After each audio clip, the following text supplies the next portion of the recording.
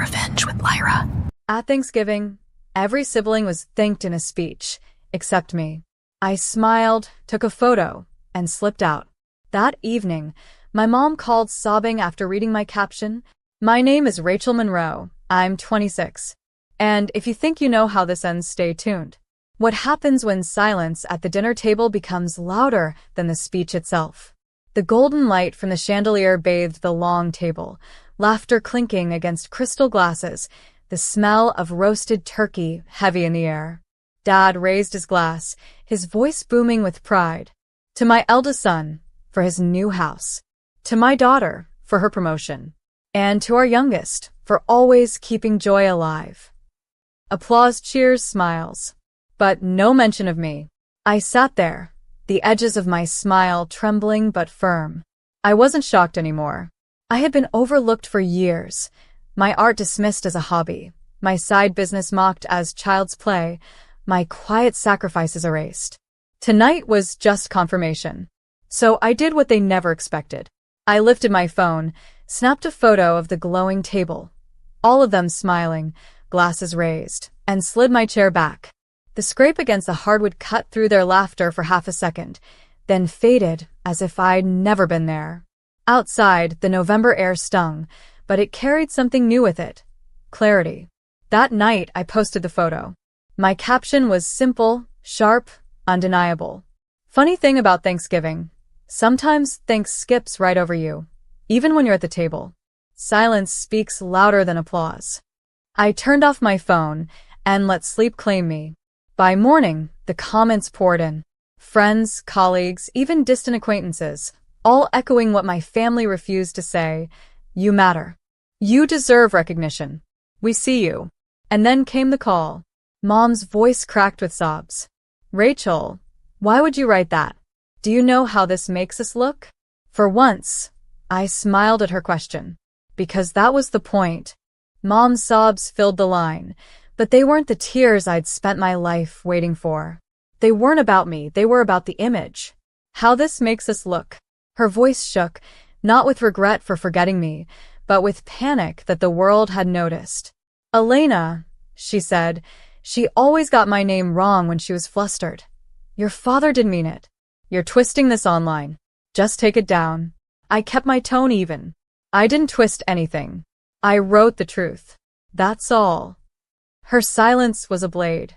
By noon, the caption had spread beyond my circle. Friends left comments that felt like warm hands on my shoulders. Rachel has carried everyone for years. Shame on them for forgetting. Your worth isn't defined by their silence. My phone buzzed nonstop with support, the validation I had begged for at that same dinner table now arriving from people who actually saw me. But then came the backlash.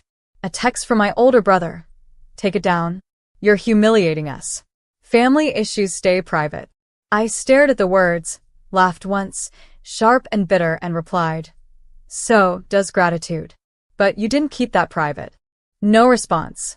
For years, they had wrapped themselves in secrecy, shielding every slight and insult with family privacy. Now, their armor had cracked with one caption, and the world peered inside. That evening, I sat by my window, city lights flickering, and scrolled through the photo again. Their faces glowing under the chandelier, glasses lifted high, and me, blurred at the edge, unmentioned, invisible. Except now, invisibility had turned into visibility.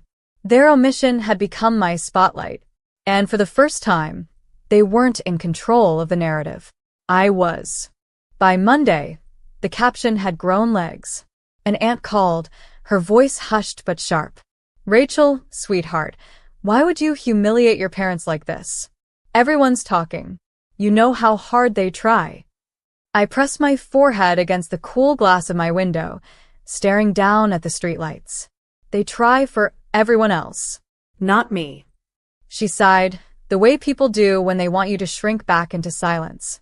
Family matters should stay in the family. I almost laughed. That line again.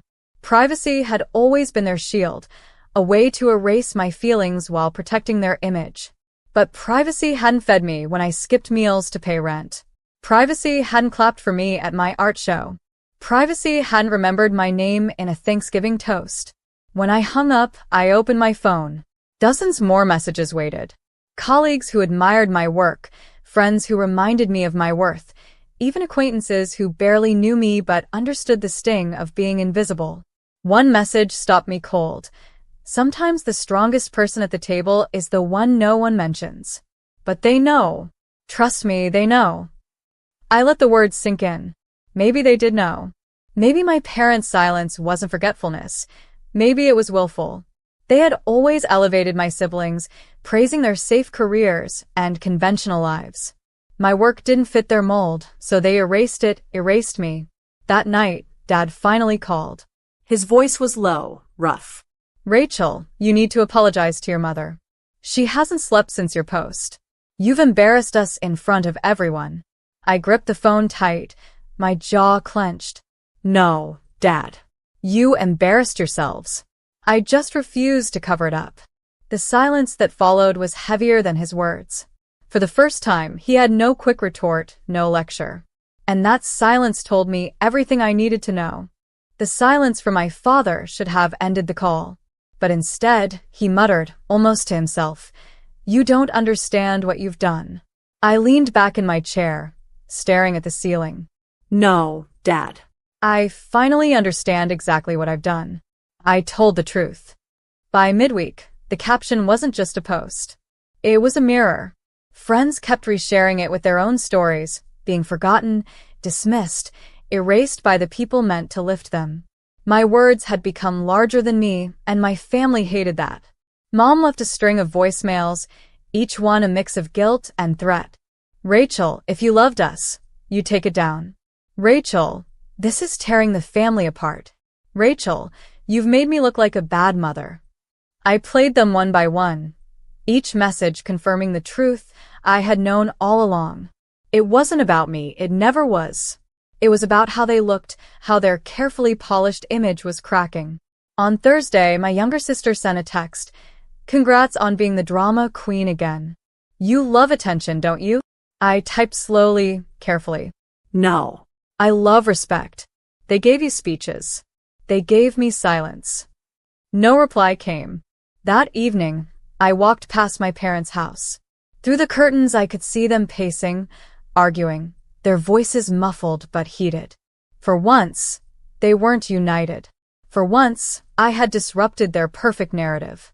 I pulled out my phone and snapped another photo, not of them, but of myself, standing in the glow of a streetlight, independent and unashamed. I posted it with a new caption. Respect isn't a favor. It's a right. And when it's withheld, silence becomes a weapon. The likes and comments rolled in again, a flood of validation stronger than any Thanksgiving toast could offer. And as the night deepened, I felt something shift. For years, I had begged to be seen. Now, their refusal to see me had made me visible to everyone else. They couldn't erase me anymore. I had carved my name into the silence. By the weekend, I could feel the cracks widening in our family's perfect facade. Relatives who rarely spoke to me began sending quiet messages. "I saw your post, Rachel. You're right. They've always overlooked you." Others reached out with cautious sympathy, tiptoeing between truth and loyalty. The ones who stayed silent told me the most. Silence meant agreement, even if they didn't have the courage to say it aloud. Meanwhile, Mom's calls shifted from sobbing to sharpness. "Do you realize how selfish you sound? Your siblings are furious. You've humiliated us in front of everyone." Her words were fire meant to burn me back into silence. But instead, I felt stronger. "I didn't humiliate you," I replied flatly. "I just refused to carry your erasure quietly." That night, I sat at my desk and opened the photo again. My siblings, glowing under the chandelier, raising glasses to speeches in their honor. My absence at the table now screamed louder than their names ever could. I thought of every year before, when I had cooked dishes, set the table, cleaned in silence while their accomplishments were paraded. How many times had I told myself, next year will be different? But it never was. Thanksgiving wasn't a dinner. It was a stage, and I was never invited to step into the light. This year, I hadn't just stepped off the stage. I had burned it down. The caption, the photo, the ripple of attention, it wasn't about revenge. It was about reclaiming my narrative, the one they had silenced year after year. And as the support kept pouring in, I realized something beautiful. I didn't need their speeches. I had found my own voice, and it was louder than applause. By the 6th day, the tension had grown unbearable for them. Dad left a terse voicemail this time, stripped of his usual authority. "Rachel, just come home. We'll talk about it at the table." Enough of this nonsense. The irony stung. He wanted me back at the same table where I had been invisible, the same table where every speech had skipped me like I wasn't even breathing. Now suddenly, my absence mattered. But I wasn't rushing back to fill a chair. Instead, I poured my energy into work. My boss had seen the viral caption, not the family drama, just the strength in my words, and offered me a new project lead. My colleagues congratulated me, their respect evident, their support genuine. Recognition from strangers and coworkers felt richer than any crumb my parents had withheld. That evening, Mom sent a final text. "Rachel, this is breaking us. Take it down, please. For your father. For me." I stared at it for a long time. Then I typed back, "It's not the caption that broke us. It's every year you pretended I wasn't worthy." Her reply never came. Later that night, I sat on my balcony, city lights flickering like scattered stars, and thought about the strange beauty of it all. One photo, one caption. Years of silence cracked open like a fault line. My family had wanted me invisible, but their refusal to see me had amplified my voice. I pulled out my journal and wrote a single sentence across the page. "Silence has teeth." And I realized maybe this wasn't just about Thanksgiving. Maybe it was about every room I'd been overlooked in, every conversation I'd been excluded from, every speech I had waited for that never came. For the first time, I didn't feel like the forgotten sibling. I felt like the truth teller. And truth, once spoken, doesn't return quietly to the shadows. The following Sunday, the whispers turned into open fractures. At church, neighbors approached my parents, their voices low, curious. "We saw Rachel's post. Is everything all right?" My mom forced a smile that didn't reach her eyes. Dad's jaw stayed tight. They hated it, being questioned, being seen as less than perfect. Meanwhile, my siblings seethed. My brother sent me a string of texts. "You've ruined Thanksgiving for everyone. You thrive on drama. Congrats." My sister chimed in too.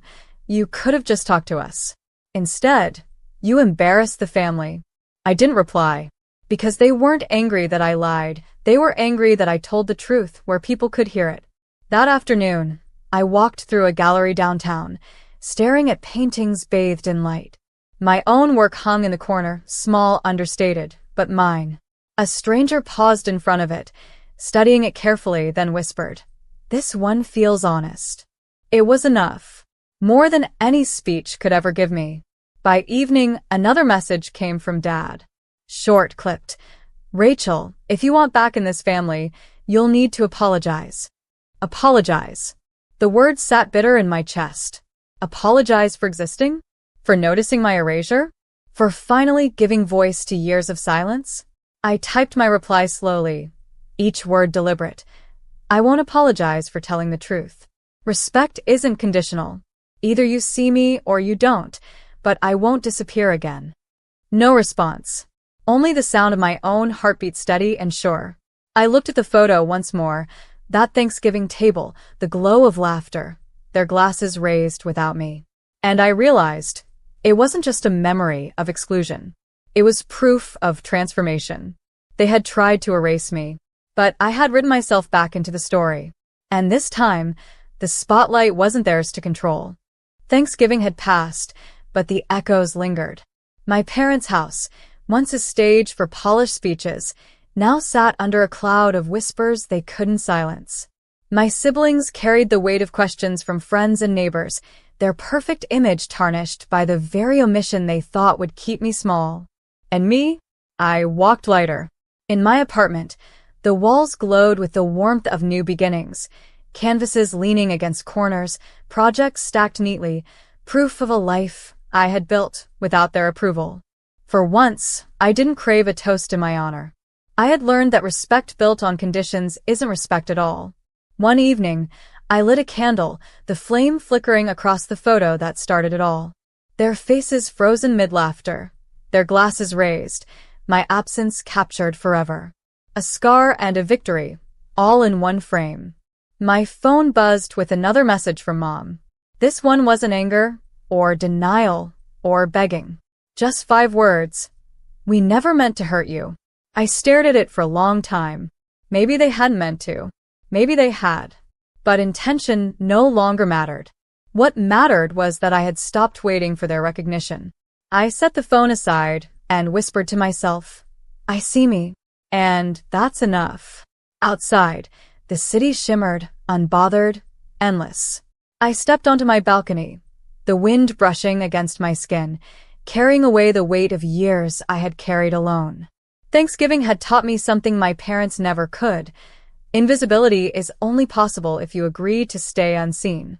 And I had chosen differently. I had turned silence into speech, absence into presence, erased